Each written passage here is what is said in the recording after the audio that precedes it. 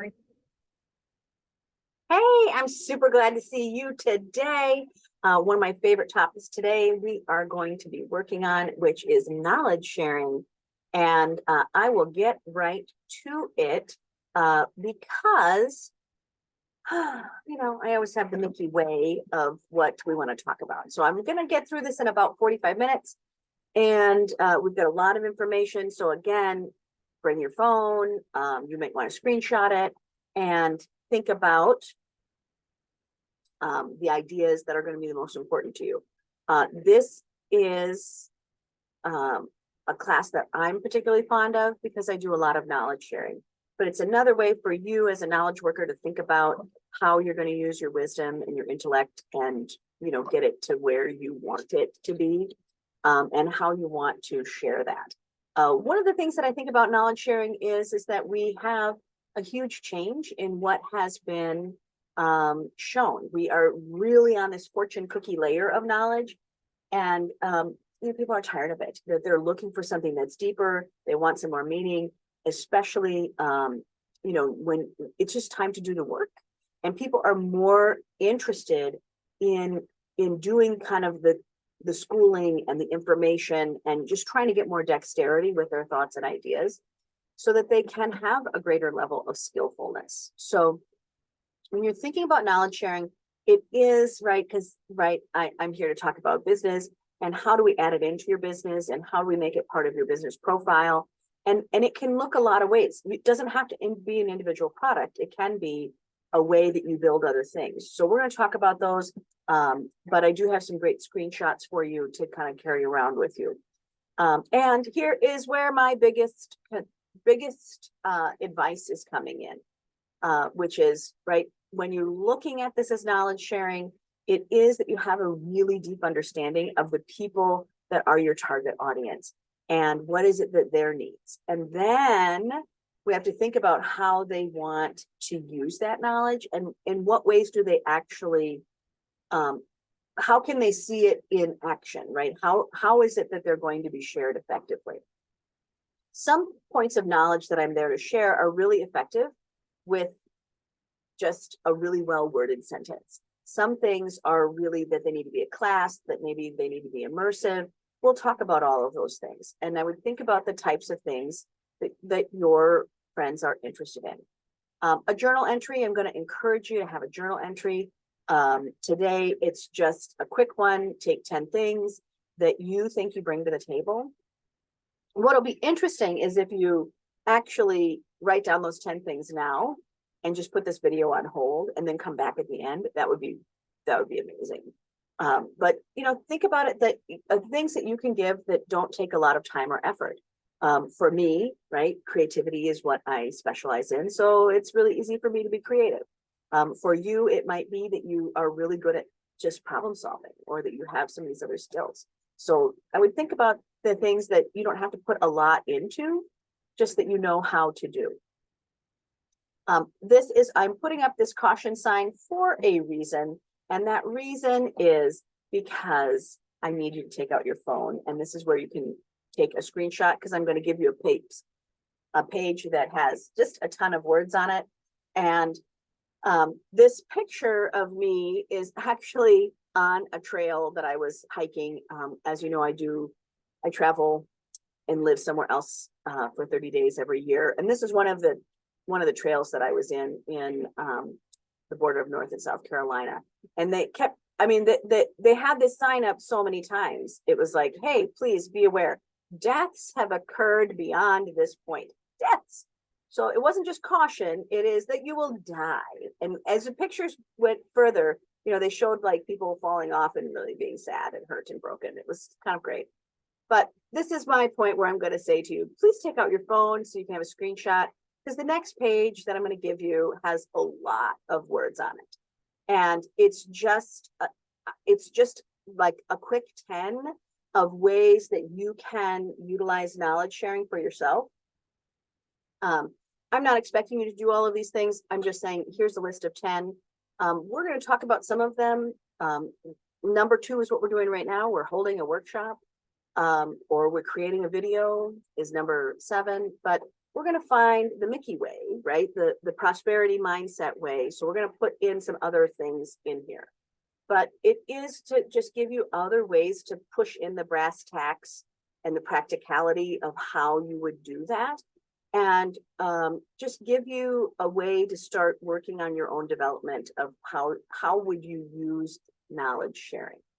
And knowledge sharing is, again, I'm going to share my bias, which is all of you that are watching are already a knowledgeable resource. The people that come into class or that I hang out with, all of you are pretty brilliant. So that is the point that I'm starting from. That is the personal bias that I am bringing in to this conversation, is that you're brilliant.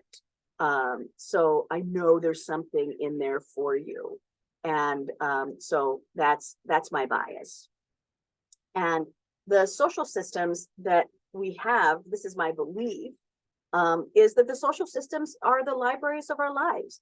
That because you're not the only person around that's smart, probably other people you know are smart.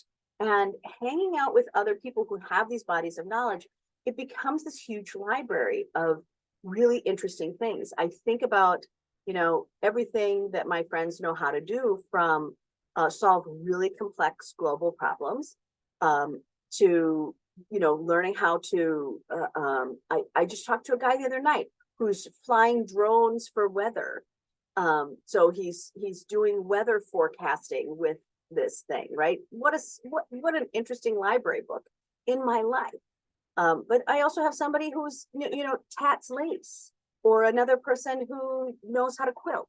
That these are the libraries of our lives, and you have a library already. You are someone else's library book. So we're going to talk today again about, here's my biggest advice, is it's easy to go into your existing social network. I'm going to really encourage you to go outside of out of your natural space, because you'll actually get more out of it. And this is actually a picture from Fatoon's Queen's Party, but this is an event that she does for young women, and Somali women. And she has this party that they love to do, and they learn new stuff. It's kind of fantastic. But I use it as an illustration that people tend to do things to help and encourage those that are in their same social network. So she pulls a party together because that social network will actually thrive faster if they're with people that are like them, right? So people tend to do things to help and encourage those that are in their same social network. And that creates this cycle of mutual beneficial reciprocity, right? If I hang out with you a lot, we like to do stuff together. And that part is really what you have to understand about a social network. And when you are in an individual, when you're in a social network, social capital is the content of the ties between the people. So when we go, here's your network, right? Here's your social network, not your work network, not your LinkedIn page, not how many followers you have, right? But your social network. These are people that, right, that you tend to help and encourage, that are in that same social network, that you have a feeling of reciprocity around. I love to help them because they also help me. I love to help them because they also help me. Social capital is the value of the content of these relationship ties, right? One of the things for me is social capital is a lot of times people will answer the phone because I usually am calling about a way to make money. Like, hey, I thought of a way for you to make money today. Or that right, there's a relational tie in there, or I might just have a joke. Sometimes I'm just funny. But right, that's the social capital. And when it's interesting about a social network is it's not the product of just one member that's doing it. It is the network in and of itself. It's the ability to have the mutual beneficial reciprocity. So it is that it's not just that like one person is leading this, it's that all of them are in there networking around together. So anything that you can do to create social network will increase reciprocity, and it will also give you more social capital. But this is why I want you to kind of go outside of your natural place and find some new people, find some new collaborations, find some new friends. And this is why I clipped this out of an article that I was reading around confirmation bias, which is in nearly every context and situation, we return, I love being dyslexic so much. We routinely will hear and perceive exactly what we expect, right? So I made this little diagram of my funny face, around and around and around, right? We will hear and perceive exactly what we expect. So many times when I'm giving a description about a class or something that I'm doing, I'll give people the things that they are not going to expect. Here's what you'll see that you're not expecting. So when I'm giving a specific invitation to something, I remind people that it's going to be different than they expect, because they will often already prefer the narrative that they want in their head. And a lot of times it's easier to go into a different social network because they're not expecting more of the same, more of the same, more of the same. So it again is, if you are doing things that are really uniquely different, presenting them in your existing social network may not be led with a lot of fanfare. So it may not feel comfortable in that space. But if you come out of your social network into a new one, it may actually have more chance of development. And just it just works better. It just works better.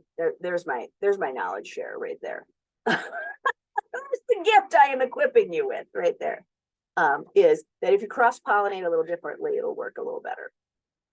So if you're watching this in the replay, which is everyone, you can add into the chat box. The chat box is the thing that everybody's watching, that everybody loves the chat box. So please use it, because it is a way for people to get more out of this experience. So, what are the resources that you get from your social library right now? You can just hack them into that chat box, because I think it's interesting. It's interesting.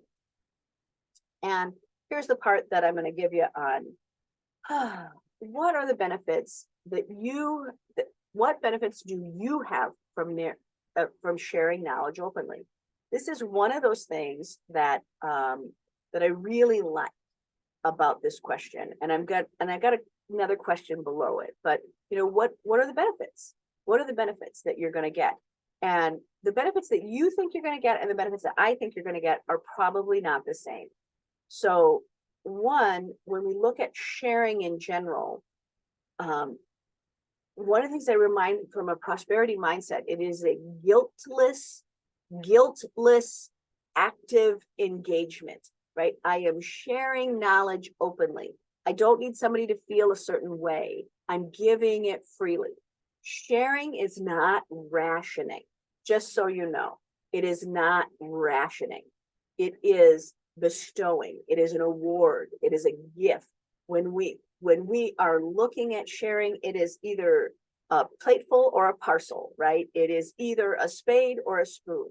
It is whatever amount you're giving, whatever it is, you are looking to give it openly. There's not a catch. That's the prosperity message of that. When we're in knowledge sharing, it is sometimes that we're schooling someone, but sometimes we are doing a lot of other things. Sometimes we're giving someone clarification or enrichment or advice, maybe a direction. It might be a life lesson. But the key item is that you have to give it openly. Now, what do I think you're going to get out of it? What I think that you will get as a benefit is you'll get an opportunity to collab, to do a collaboration. If I were going to knowledge share in any way, it is to boost your collaborations, because also it will give you deeper insight into the subject matter that you're already interested in. So collaborations are powerful tools. Sometimes a collaboration will tell me exactly what I never want. Like I've done collaborations and I've done that wholeheartedly thinking I'm going to do it with that person forever. And I get there and I go, wow, this is a terrible collaboration for me. And then I run back to my real life, and then I realize what it is that I really need to build out of that. And sometimes it is just, right, a new application of thought. How can I use my thought differently? Sometimes I think you'll get new customers and new connections, but really where you're looking for that is in the collaboration. I think that's the big one. Now, here's the words of advice from, your favorite Nikki person, right? Which is, if you don't have your values worked on, you really want to get that done. Values are what are going to make you want to do this. So if you don't know your personal values, this will be a chance for you to look at them before you start figuring out what kind of knowledge you want to share, because that's how you get up and want to do it again. So what makes me come to class, what makes me do stuff is because it falls into my values. I'm always interested in what I'm talking about. I'm interested in sharing with you. And right, because that cross-pollination is very interesting to me. When you are looking at sharing knowledge, if you are not compelled by the value it brings to you personally, it's just not going to fly. You'll do it once and you won't like it. So if you want to bring knowledge sharing into your business model, you have to have this idea that it's not just divvying stuff up, that you're there truly to bring favor, that you're there to bring favor to your values, that this is a benefit, it endows, it distributes, it is a delicious indulgence. So an example for me is, right, what is one of my top 5 values is adventure. I love adventure. Well, that's something that I believe the world can find value in. So I'm always going to do things that lead to adventure. Now here's the slide again, and the slide again is there. So in case you didn't take a picture the first time, you can take a picture the second time. It's going to come up one more time. But again, when you're thinking about knowledge sharing, these are just 10 options, but they're 10 really big categories. So I want you to think about them, and we'll talk about them in a different way. We'll talk at them from a prosperity mindset, but it is, again, when you are a knowledge worker, you might be writing something. You might be doing something online, but you may be doing something really a lot easier. And what I bring up that is volunteering your skills. This is another tool that I think a lot more people can utilize, which is volunteering your skills to build knowledge. So sometimes my skill, right, I'm a math geek, and shocker is that other math geeks are sometimes introverts, and I'm an introvert too, but I know how to say hello and good morning and thanks for coming and ask you your name and have a conversation, even if it's a little hard, right? That is something that I can bring. So when I'm looking at groups that I'm hanging out with a lot of introverts in, sometimes that's the skill I can bring. That's the knowledge I can bring. If I volunteer and just greet you at the door, sometimes that's enough. So that's the wisdom that I can bring, but it's the dexterity, it's the skillfulness, it's the craft of actually making small talk. That's a craft. So sometimes volunteering is something that you can do. Another thing is that you can also look at knowledge sharing tools. This particular picture this is a picture I actually took, and then I was trying to figure out how to make my photographs into a coloring book, and for a different project. So, right, looking at tools. So you might be able to share the different tools that you know how to do. You may be able to look at other styles or aptitudes of things that are physical tools that you can use on things. So sometimes if you are very good at a particular program, right? I love Word documents. I love Excel spreadsheets. I love, screen share, things like that. It's really, I would start to assess the tools that you already know how to use and that you like. So if you are a Word document person, then make a Word document. If you are a slideshow person, then do a slideshow. I like slideshows that are a little bit fun. So, that's one of the things that I use as a tool. The prosperity lesson that I have, you will have seen this lesson before. It is highlighted in the second brain. For all knowledge workers, that is my number one. Tiago Forte is the author, but it is the second brain. You must capture your ideas and put them into categories so that you understand how to use them. What I love about that concept is it allows you to always start a project in knowledge sharing from a point of prosperity, and you already have a bunch of stuff done. So when we look at that prosperity lesson, it goes back to the concept that a star has commerce. And it's in a video that we've done earlier, but it's really around capital. Capital refers to anything that can be used for productive purposes for an individual or a firm. So sometimes that is not just enrichment, right? We're really talking about capital. Your knowledge is capital, and you're using that currently for the productive purpose of being smarter. I'm saying let's use that for a productive purpose that isn't that prosperity. So let's teach someone else how to do that, and how to get that knack, how to have that inside intel, and how do we get them in a community or communal mutual way to get them to be able to utilize it. And now we have the ability to magnify, right? Prosperity is the ability to magnify. The prosperity lesson here is a star has commerce, and that commerce is always based on capital. And capital is anything that can be used for a productive purpose. And that's what knowledge sharing does. That's why I like knowledge sharing, because in a prosperity mindset, it not only does it give us kind of that little bit of grace around we are blessed to be a blessing, right? We can make improvements, right? We are blessed to be a blessing. And I don't mean that necessarily in a biblical term. I mean that in an application, right? When I think of blessing, it is offering, it's contribution, it's recognition, it's endorsement, it's respect, it's honor, it's tribute, right? Those are all pieces of capital that I can use in my knowledge sharing. And when you think about knowledge sharing, it is sometimes just practicality of it's not practical to do things in that way. If you do it this way, you'll make more money. So in the conversation that we're having around knowledge sharing, know that we are talking about the use of capital. And that capital isn't just your knowledge, it is your knowledge that is being rerouted, that is being expanded, that is being fortunately moved into a new state of development so that it can expand.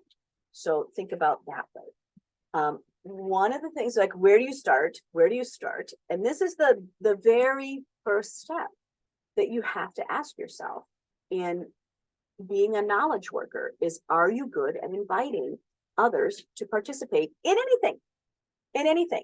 It's not that they have to come to your class. It's not that they have to buy something from you, but are you good at inviting other people to participate? Are you good at sharing? Are you good at inviting? Will you invite somebody out for a movie? Are you doing stuff by yourself all the time, right? It's inviting people to participate in some way. That is sharing. And so when you are inviting that, you're really kind of giving people the opportunity to come to something. And that is encouragement. And for a lot of people, that is the first step. They don't normally invite people to things. Last time I'm going to show this, the big long list, right? This is just the top 10. But when you think about just inviting people to things, sometimes it's just inviting them to a forum or a discussion group. So when you're thinking about it, it doesn't have to be that you have to come over necessarily. I can still talk to you through a screen. But one of the things that we look at is, right, what's the forum? What is the environment that you're going to share? This is my friend Steve, and he started a music group on Facebook. And this is a great example of what's the environment that you're going to share.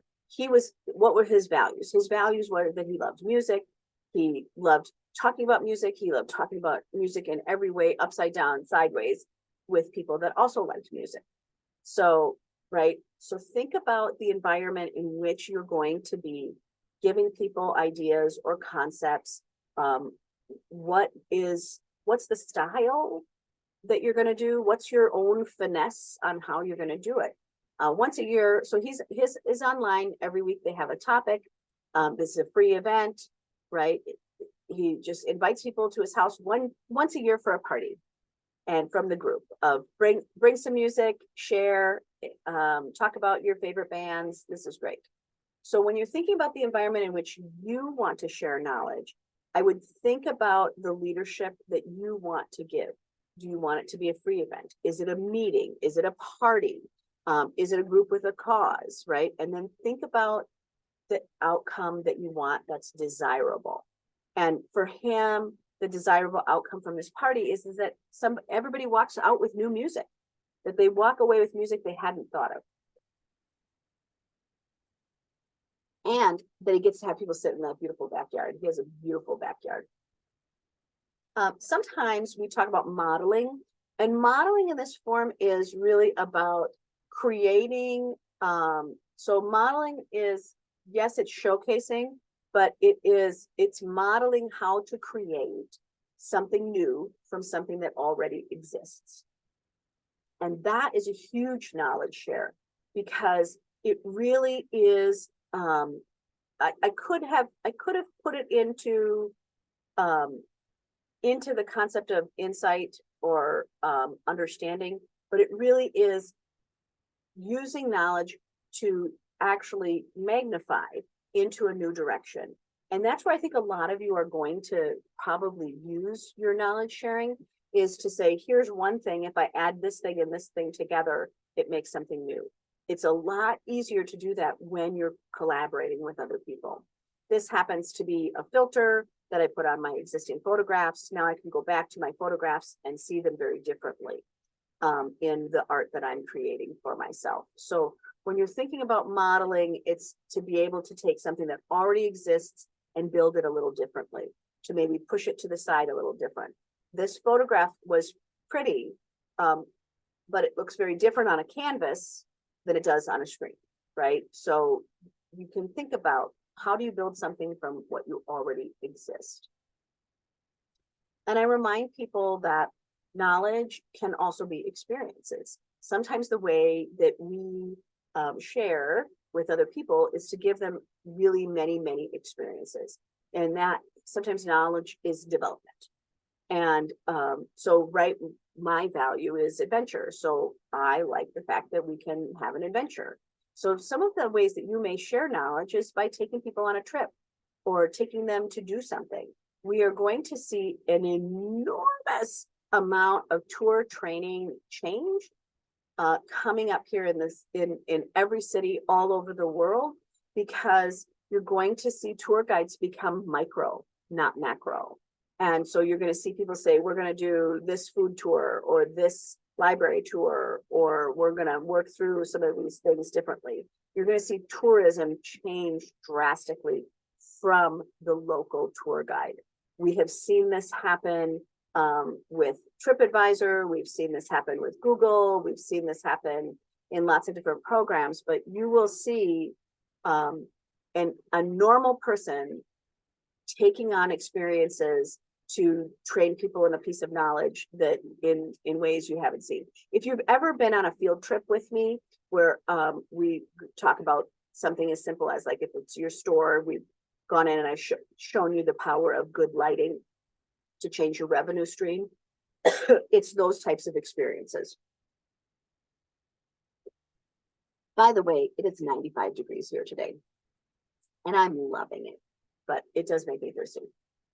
So knowledge, it can be an experience. This particular party is actually not mine, it's Abby's, but this is Dinner en Blanc. We're in Minneapolis, but it's getting people to come to see something that they haven't seen before. But it is the power to say, how do you create something that's amazing and grand and have $0 in.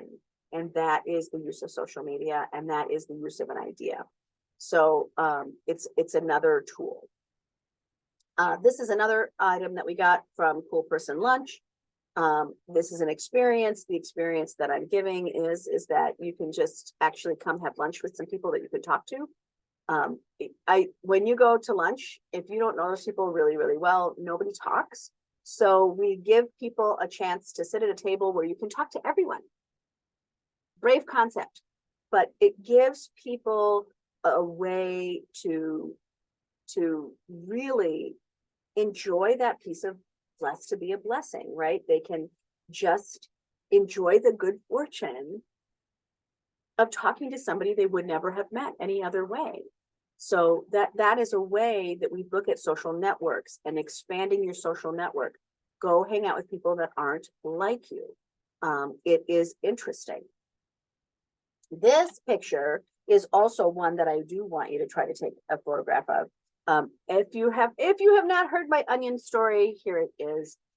This is, by the way, an Egyptian walking onion. It's a special type of onion that is non-GMO. It's been around since the 1850s here in the United States. But it is like a favorite story. So when I talk to other people, I'm always trying to get them to know this story. And this is a 130-year-old onion that we have known about. We have cultivated it with other people. I got it from my old guy neighbor, Gil, 25 years ago, and it's still growing in my life. But Gil got it much before then in his childhood, and Gil has passed away probably 20 years ago. But anyway, this has a lot to do about understanding knowledge working, right? We have a story, it has a purpose, it can connect people, it's something that can be shared. This is my personal advice from Mickey, is it's over the top magic, look for magic, but it can be transferred equally. That part of knowledge sharing is like the key to magic, right? It has a story, it has a purpose, it can connect people. It can be shared. If any of you remember tidbits from class where you know, the tidbit I always want people to remember about money is money only buys one thing, it's going to buy you some choices, right? It's such a good line, but it's something that can be shared. It's easy. It can be transferred equally. That one sentence means something different, but yet meaningful to every person.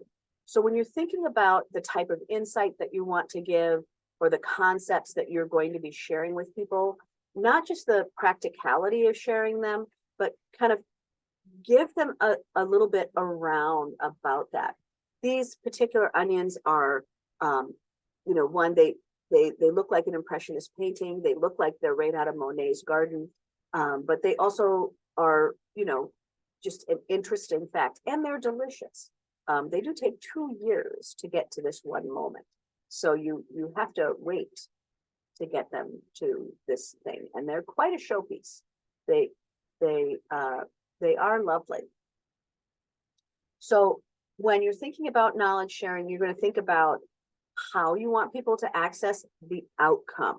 So the outcome that I want for everybody on those onions, like when I bring them to an event and I'm like, do you want to be part of this onion story? I'm very specific about my seeds when I'm sharing real specific things, which is the outcome that I want them to plant them, and I want them to propagate them, and I'd like them to share them. I'd like them to make more. And right now, these are an onion that's so lost and forgotten that very few people have them. So they are interesting. So, right. So what's the outcome that I want? The outcome I want is for someone to plant that onion in their yard and love it and eat it and enjoy it, because it is a tool to say that we can grow our own food, right? There's another bigger narrative in there for me around food justice. So it's a big deal for me. When we are looking at the stars that you want people to take, right? Think of the star moments that you want people to take away from your knowledge sharing. Is it that you just want them to know one topic or two? And what are the star moments that they might take away? This is where, if you, at the end of every class, you hear me ask people, right? What are you taking away from today? And notice that no one ever says the same thing, ever, because you don't know. The things that I put into this class might be what you take away, but I have no idea. So I sometimes think about what I think you might take away. And this is where collaboration is really good for you and good for everyone, because someone else is going to tell us what they take away.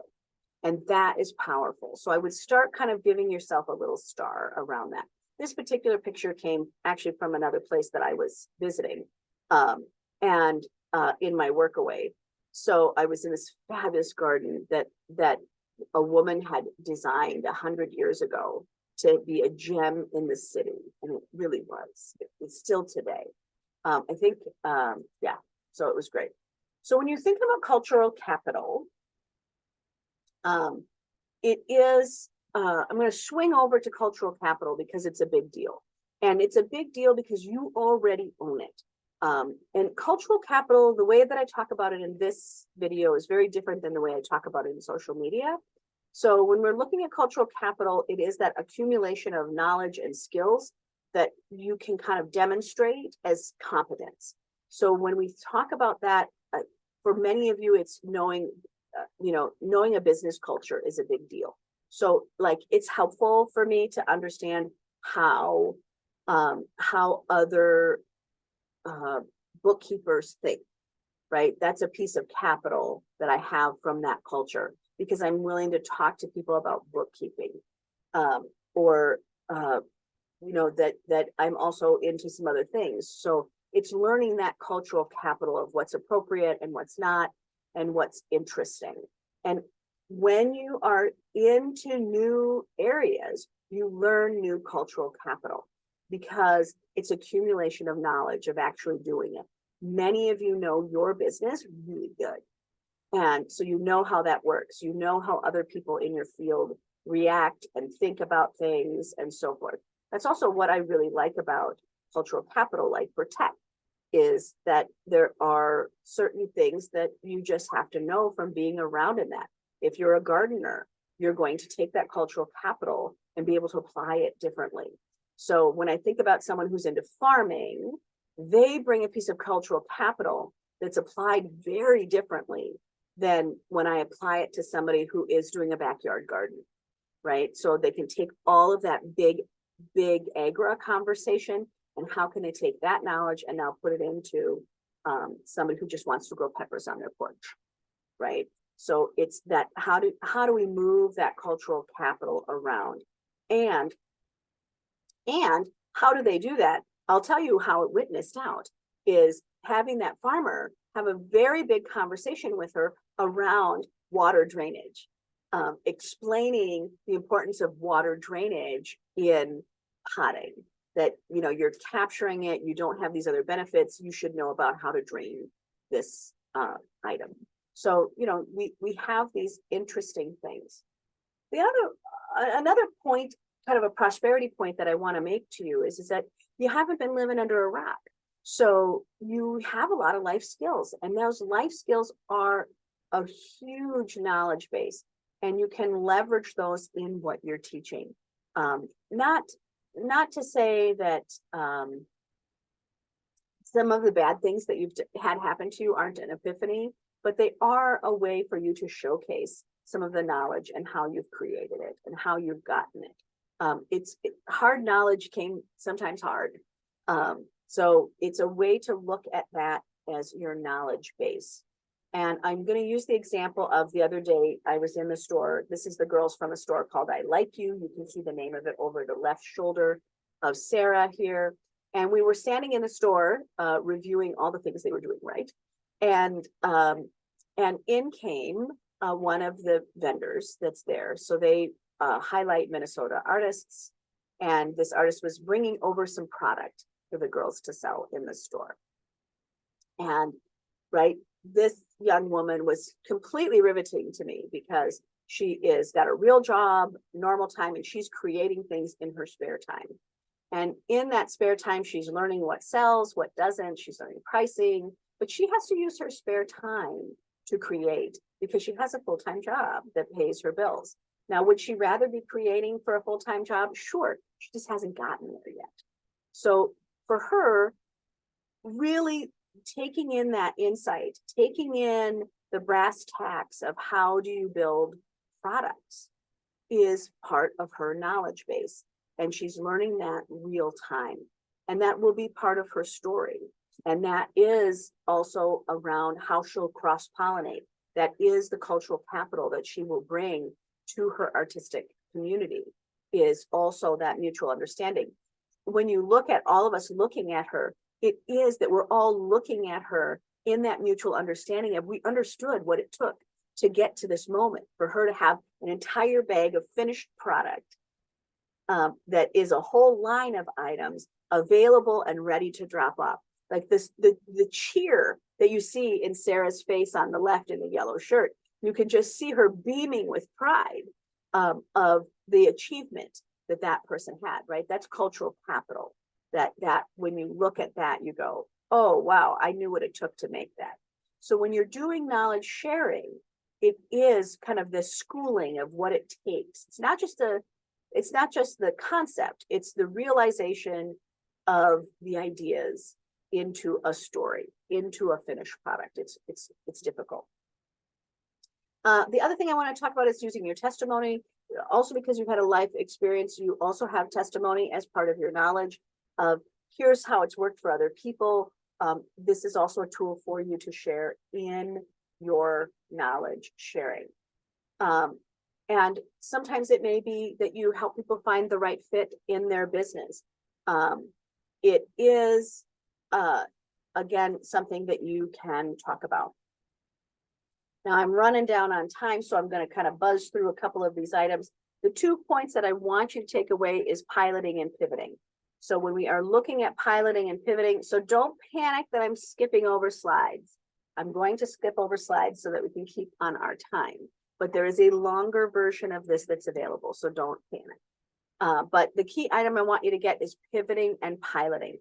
Piloting skills is exactly the airplane view of what we're talking about. How can you lead something and show another how to lead? But it's leading from that up high position, so you can kind of do that pilot oversight.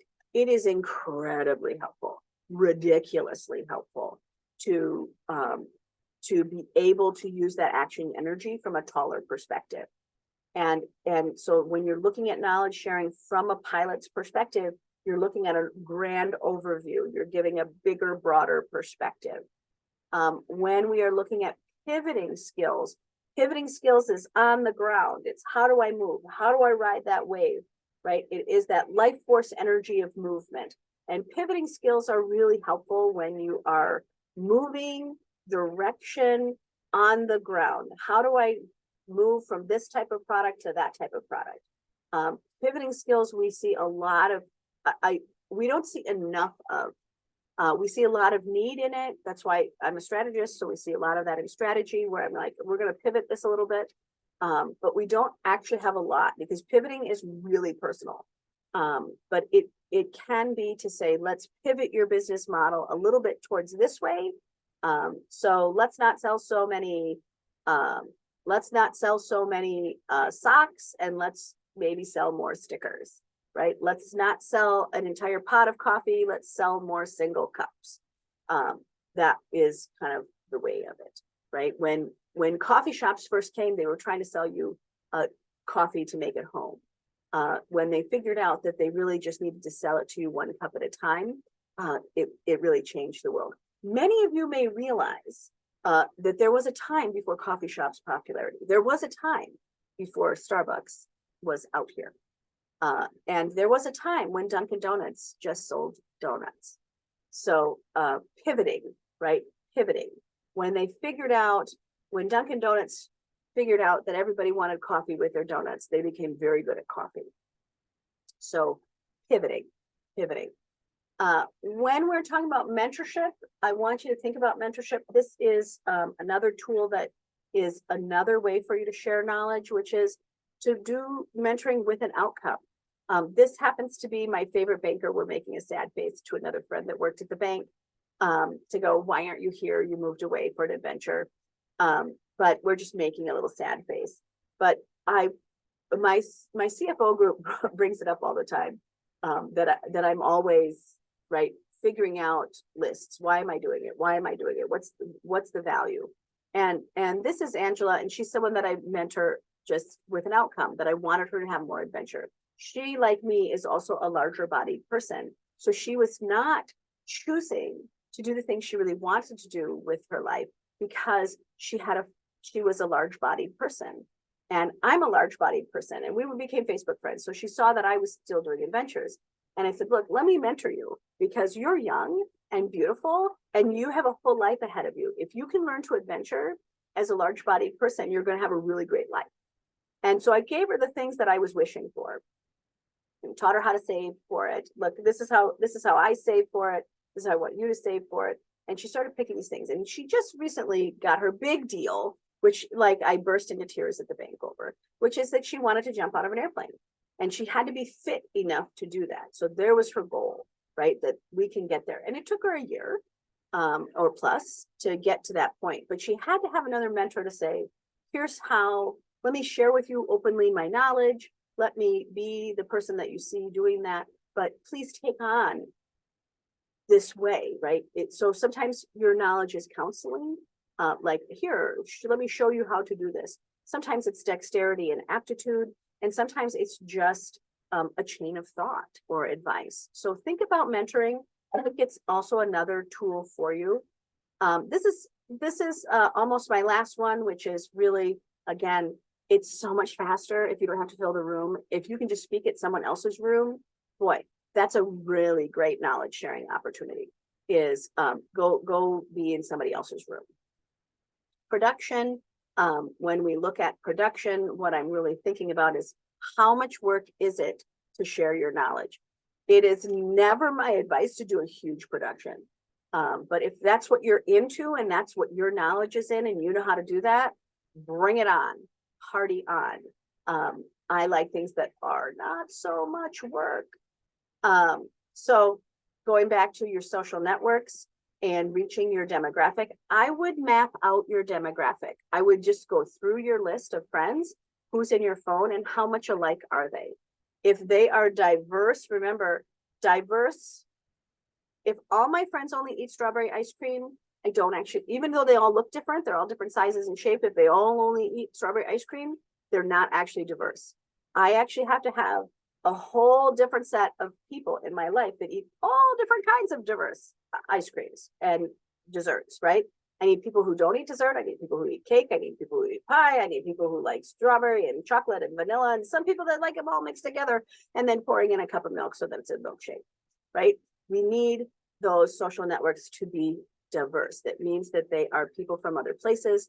They're different shapes, different sizes, different ages, different thought processes. You need people that don't think like you, even if you don't always agree. It's okay, but we are building in a network of people so that you can bring and receive wisdom and insight and schooling around your own ideas, because it's amazing how many things I've learned from people that don't think like me. So again, right, think about your social networks. I would map it out. We talked about showcasing before. This is actually a brand. It's a little bagel shop, but we named all of they named their bagels based on music, and then they have all this music there. So they're showcasing the knowledge all the time. So if somebody doesn't know who Isaac Hayes is, they can literally go play him some Isaac Hayes. So if you want an Isaac Hayes bagel and you don't know who Isaac Hayes is, here's who Isaac Hayes is. That's why we named it. It's smooth. It's smooth. It's a smooth, buttery cheese that we added on there. It's a fresh, egg. That this is this flavor, right? They put together a flavor profile based on a song. So when you're looking at knowledge, sometimes it's showcasing in a really fun way. They're showcasing music in a bagel. And that's pretty fun. So out of today, here's what I want you to take away. If you take away nothing more out of today, it is going to be, whoops, I'm scrolling through the side. It is to say, what are the benefits for you? I would take up new collaborations. I would go through and figure out what is the piece of prosperity that you're wanting, and what are the values that you are there to do. You want to use your prosperity mindset all the time. You have that green light of good, and you want that green light of good and that healthy energy to be expanding and moving forward. So I'm going to stop share and come back to you. Again, thank you so much for taking the time to be here with me today. I do appreciate it, and I do love spending time with you. And again, call me maybe. Call me. Bye. And leave those comments.